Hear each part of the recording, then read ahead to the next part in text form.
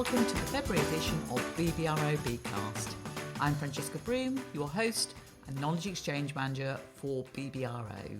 And as February is known as the beating heart of the year, we're going to take a look at the beating heart of sugar beet harvest, and that's a trip on a harvester with a fairly new but well-known harvest driver.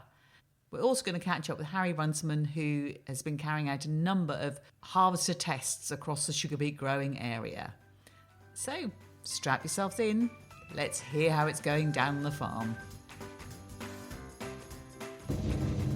Welcome along to the February edition of BeetCast, and those of you that are harvest drivers or have sat alongside your driver may be able to recognise the slight drone in the background, because I have great pleasure of sitting in a harvester along with a fairly new harvest driver, and I'm pleased to welcome along Alistair Wright, who you might know better as Dr. Alistair Wright for BBRO, and he's undertaken a bit of a new role this year. What are you up to then, Alistair? Well, thank you, Chaz. Yes, obviously I'm still working for BBRO 4 days a week as normal, but I've had to step up due to staff illness on the farm and learn how to drive the harvester. A lot to get to grips with. I'd hardly sat in the cab before November, and I must have spent a couple of hundred hours up here now, and, well, I quite enjoy it. Yeah, and doing a good job, Alistair. I'm glad to see we're not going too fast. We're keeping a fairly steady speed here. 3.5k at the moment. I'm not a speed demon. We've still got about 200 hectares to harvest all in for our customers.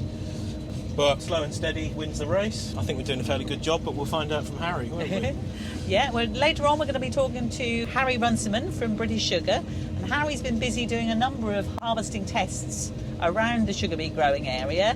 And Alistair has very bravely offered himself for a test. So we're going to see just how good he is. And that's quite a task to put yourself forward when you've only been harvesting for how many weeks? Oh, a handful of days, really. Probably 10 days all in. But, there's only one way to learn and find out what you're doing well and what you're not. You've said you've been harvesting the farm. Have you done your own harvesting as well?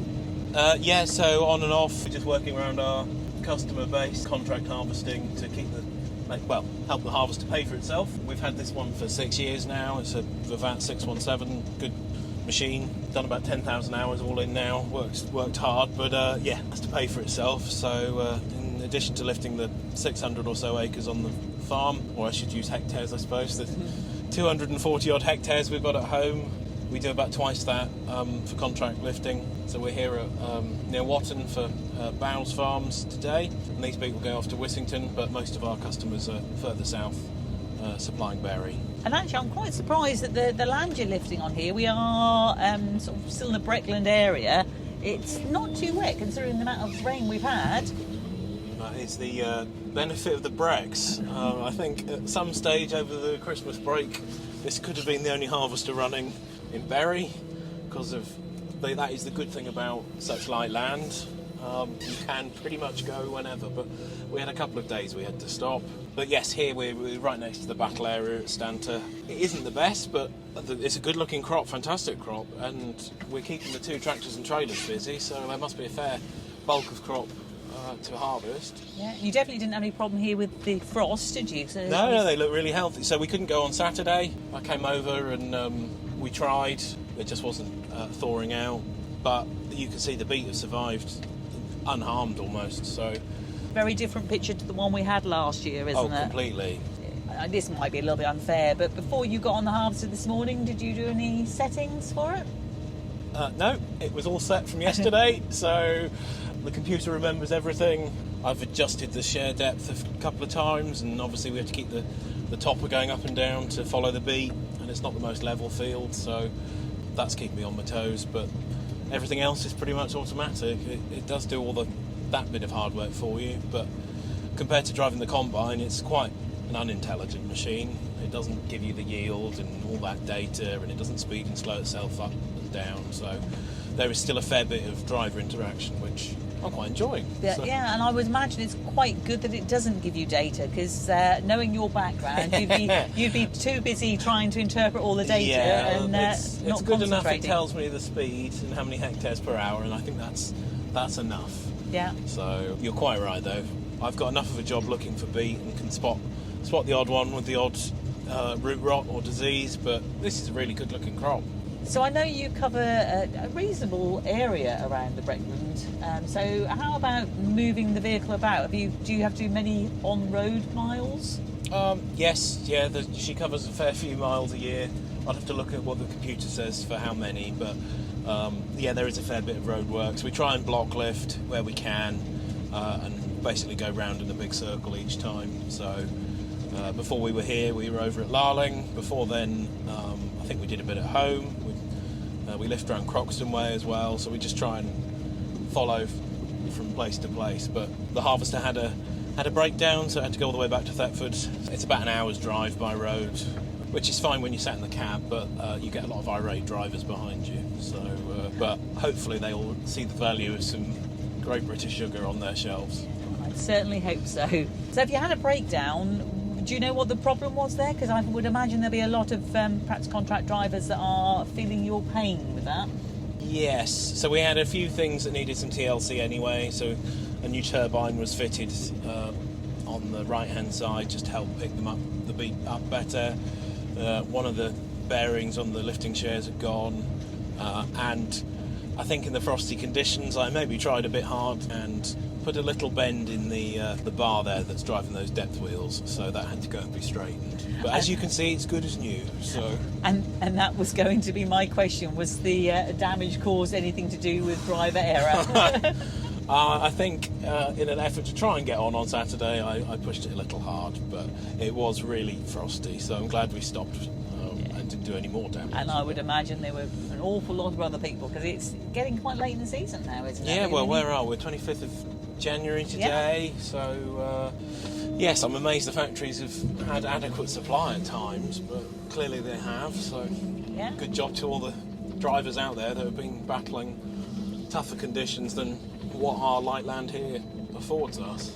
You say tougher conditions. I can see there's a big pit there that we've just sort of gone past.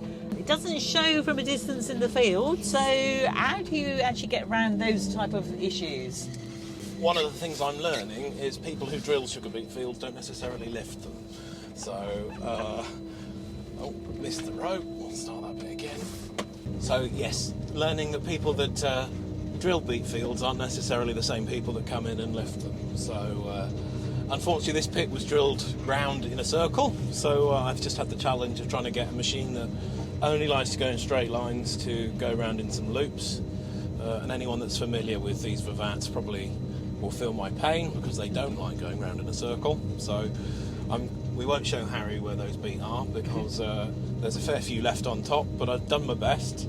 And we'll see what we can pick up as we go around, lifting up and down at the ends. So we'll get what we can, of course. And I've got to ask, you didn't drill it, did you? No, I did not, no. So, no, that was the customer on the farm here. They did their drilling. And that's one of the things we pick up in our drill training event. We've got a couple of those coming up on the 20th of Feb Morley. I'm afraid that one's actually full, but 21st of Feb at Rise Home we've still got spaces, and we talk about trying to make sure you think ahead for the whole farm process, because it's getting that seedbed right at the very start before you drill, and understanding every cultivation, every activity that's going to follow throughout the year, isn't it? Definitely. And now I've harvested, I can appreciate all the things our usual driver says to me about level fields and good row spacing, and of course squaring off around obstacles in the field, because it does make all the difference. Saves those losses, which obviously then has a hygiene issue going forward in the future. Putting my crop pathology hat back on, of course we know beet that are left in the field will bolt, become groundkeepers, and become a good reservoir for pest and disease. So we have to stay aware. We really need to leave a few beet in the field, not only just for the gross margin and the grower return, but also for the health of the future crop, which could of course be in the field next door. Yeah, well, from looking at the surface of the bits you've just been, it's not too bad. There's a few little specks of white there, so let's go and catch up with Harry and find out exactly how you're doing. Thank you very much, Jess. Right, so I'll leave Alistair doing the harvester driving, and I've actually come out here with Harry, and I thought, while Alistair is busy, you and I would have a quick chat about what you've seen around the area and if there's anything you want to say about Alistair's driving before he comes and listens. So, he's now driving past us, as you can probably hear. So first of all, Harry, you've been doing the testing for, the last 4 or 5 months? Yeah, 4 or 5 months since the beginning of the campaign, early September. Right. So we've sort of got through, I guess, sort of 40 harvesters now. All across the country, we've seen a range of soil types from sand to clay to peat and everything in between.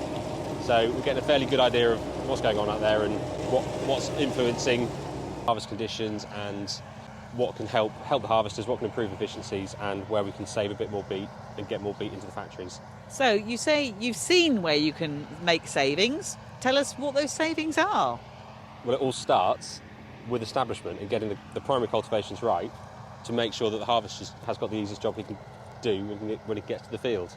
The more level you can get the seedbed, the more even you can get the establishment, the more even you can get your crown heights, the easier it is for the harvester to recover as much as is in the field.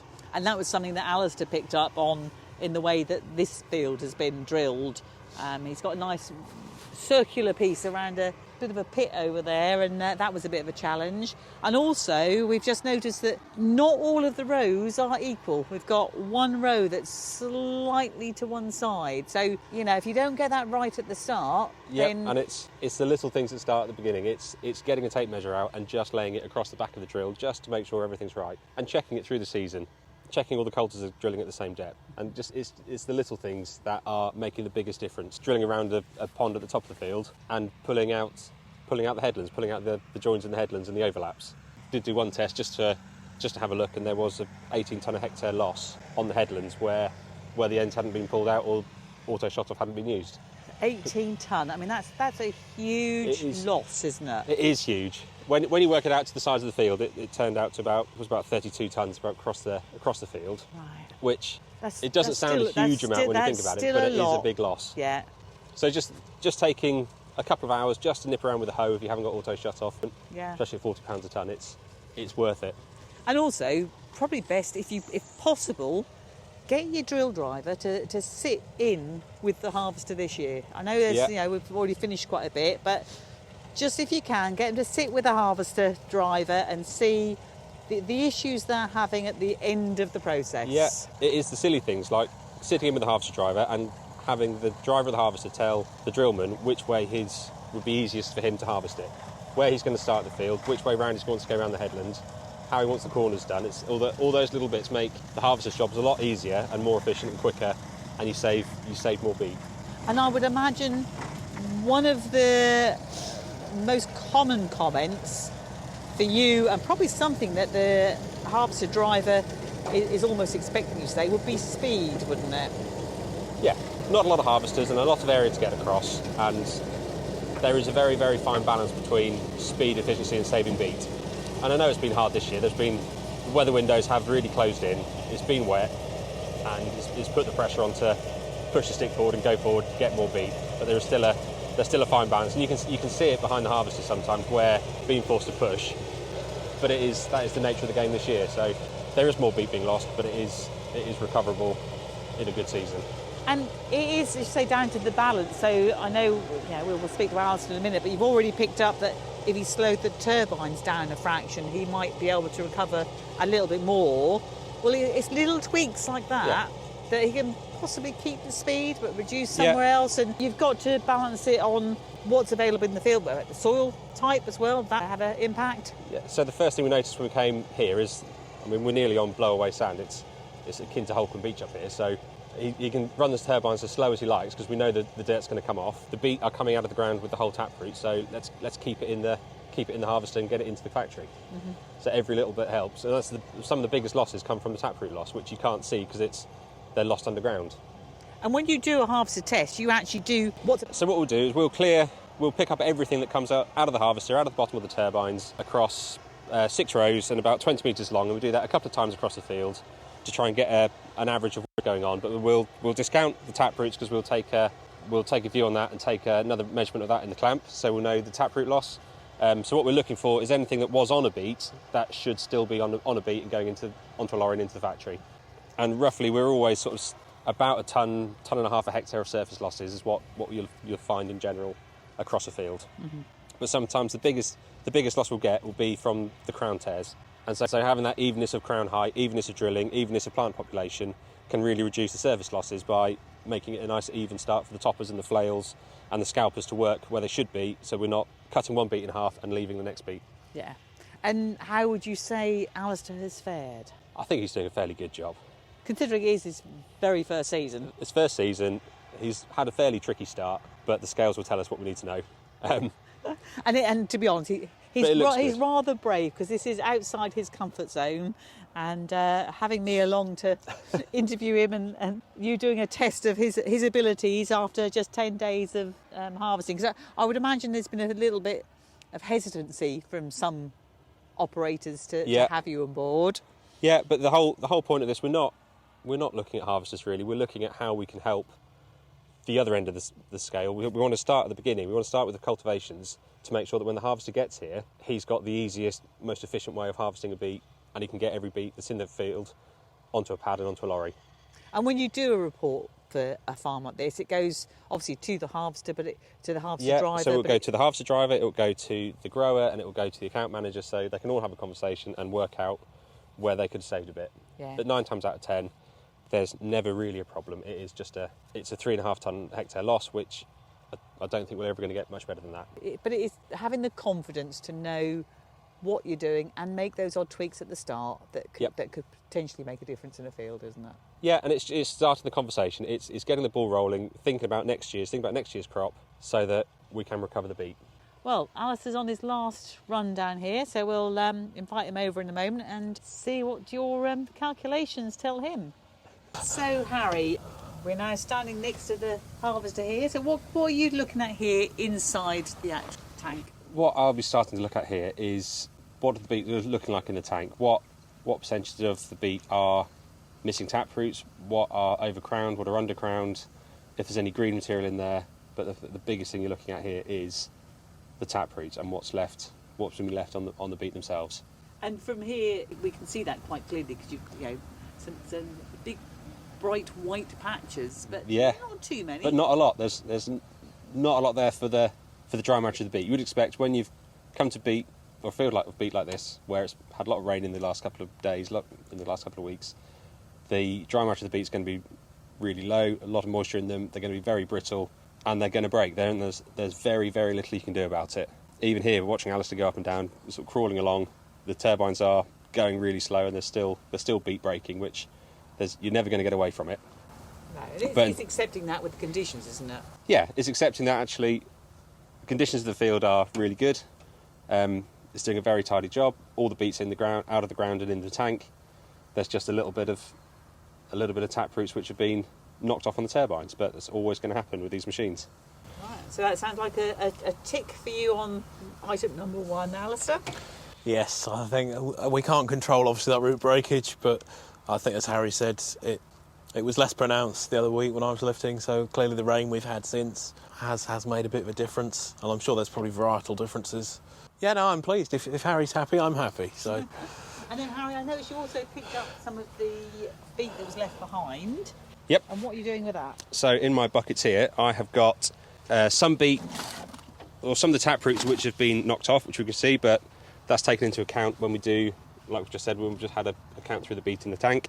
And the other bucket is full of bits of beet which were on a beet and could still be on a beet somewhere going into the factory. But just out of interest, what sort of tonnage a hectare do you think is in the green bucket? Ooh. What area is that off? That's over 20 metres by 6 rows. So 60 square metres.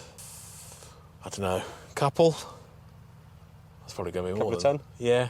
You're at 0.28 of a tonne a hectare. Is that all? That's all. That's all that's come off there. Well, we do aim to deliver a quality service, so I am pleased about that. Yeah, that's really good. But bucket number 2 is the tap roots. So that's the bits that are broken off. We can't really. That's the bits that are broken off, which you can't really stop. There's not a lot you can do about it. Yeah, and there's probably twice the amount. Yeah. Yeah. So what? 3/4 of a tonne or so.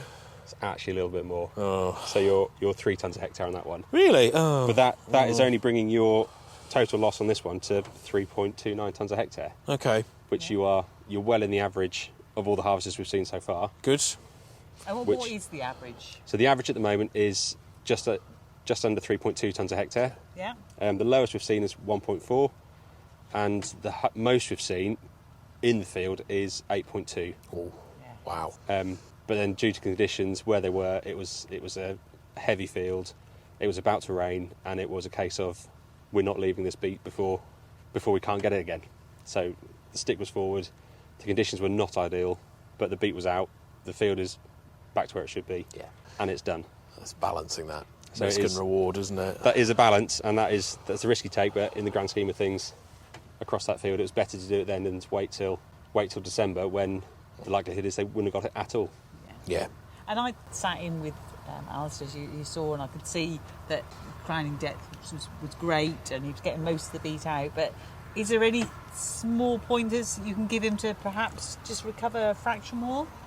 The only thing that I've noticed since being here is just where the beet are going from the fourth to the fifth turbine, then onto the trace, the ring trace, and there was the beet snapping on there. But if you slow the turbines down at all on this sort of land, you can, because it just falls off. Yeah. And if it's going to go Yeah, into the yeah, clamp yeah. for more than 24 hours, you'll never see that dirt tear come through in the factory. So I'll it's give it a go and see if it... Lovely place to start, really. Yeah. So brilliant. So congratulations, Alistair. Another win for you. And we'll look forward to following your journey, and hopefully your family are going to be happy, and I'll have you back on there again next Well, year. hopefully that's the acid test, isn't it? Really, and hopefully the customers are all happy too. So Yeah. it's a big responsibility harvesting someone else's crop. So I'm glad Harry said we're doing a good job on average. So yeah, good. Well done. So thank you both ever so much for your time today. Anytime, my pleasure. Thanks, Jess. No worries. Well, it's been great to leave our brave guest with a smile on his face, so well done to Alistair. As mentioned, we are running drill training events on the 20th of February at Morley. Let me know if you'd like to be added to a waiting list for that one.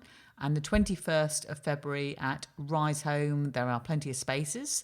And also we have Beet Tech, which is the 6th and 8th of February. So if you're getting this in the next few days, then please do book your place. And again, that's at Newmarket on the 6th and Belton Woods on the 8th. All of which can be booked by the BBRO website, www.bbro.co.uk. And for this month, we do have our basis points. So for 1 basis point, the reference number is CP/132657/2324/K. As always, have a very good February, and thank you for listening.